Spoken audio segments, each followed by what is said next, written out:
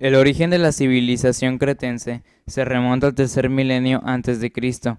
Creadores de la talasocracia, los cretenses lograron hacia el año 2000 antes de Cristo un importante desarrollo de su poderío marítimo, lo que les permitió el despegue de la expansión colonial, abierta gracias a la nueva ruta marítima entre Rodas y Chipre, y los puertos fenicios de Biblos y Gadir. Asimismo, se relacionaron con Egipto y Mesopotamia, de cuyas culturas recibieron una fuerte influencia. De los fenicios copiaron su escritura lineal, aunque las excavaciones han puesto de manifiesto que los cretenses desarrollaron diversos sistemas de escritura, el más tardío de los cuales fue el lineal B. Se inspiraron en los arquitectos babilónicos para la construcción de sus palacios de Cnosos, Festos, Agia, Triada y Malia. En la sociedad cretense coexistían comunidades urbanas y desarrolladas y cultas, con haciendas campestres y centros artesanales.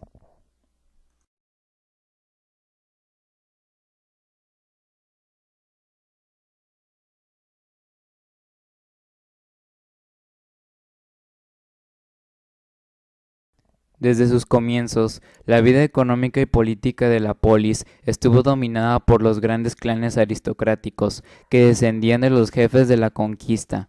Las diferentes generaciones habían ido ramificando las familias. Los lazos tribales fueron muy fuertes, sin embargo, inicialmente el poder de la polis no fue aristocrático, sino monárquico y militar. El rey ejercía la jefatura de la milicia, pero también era el responsable de la justicia y la religión, aunque su poder no era absoluto. Esparta fue un estado eminentemente guerrero, en el que la convivencia se hacía en común. Había muy poca vida privada. La sucesión se hacía sobre el primer hijo varón que naciese después de subir al trono el rey. Los métodos de sucesión fueron muy estrictos y claros. En principio tenían la facultad de declarar la guerra, pero eso fue transfiriéndose a la Asamblea Popular. El Consejo de Ancianos en Esparta se llamó Gerusia. A través de la Gerusia, el régimen espartano fue evolucionando de una monarquía a una aristocracia.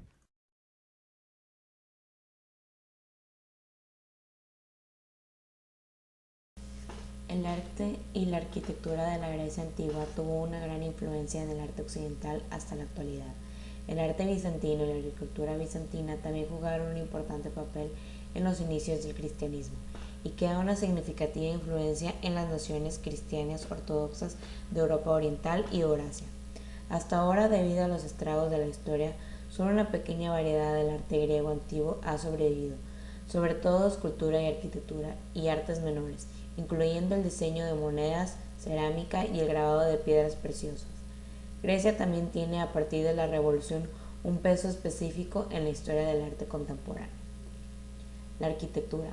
Un ejemplo de mezcla de arquitectura bizantina y arquitectura neoclásica. Los restos de la arquitectura aún perviven o están bien documentados actualmente. Arquitectura. Los antiguos griegos desarrollaron dos estilos primarios, el sobrio y sólido dórico y el refinado y decorativo jónico. Hay que señalar que el estilo jónico evolucionó dentro del estilo corintio. La forma rectangular de los antiguos templos griegos, rodeados de columnas soportadas por un pedimento triangular construido de piedra caliza o mármol, da un popular estilo aún hoy en día. Aunque el arco era familiar a los troyanos, no estaba ampliamente extendido su uso, en contraste con las posteriores edificaciones romanas. Las obras representativas que perviven de la arquitectura griega son el Partenón y el Erectón de Atenas, y las estructuras romanas basadas en el modelo griego, como el Panteón de Roma, el cual se atribuye al arquitecto griego Apolodoro de Damasco. La civilización griega tuvo un fuerte desarrollo en el campo filosófico. Se la suele llamar la cuna de la civilización, ya que sus grandes pensadores fueron los que desarrollaron los primeros conceptos de átomo y su arte. Sencillo, se caracterizó por la construcción de templos con grandes pilares y techos triangulares. En la música destacaron sus danzas folclóricas y sus cantos se ejecutaban todos los días en todas sus actividades. El fin de la independencia de esta civilización se produjo tras la conquista romana, si bien no llegó a desaparecer. La civilización siguió evolucionando bajo el control romano y luego el bizantino.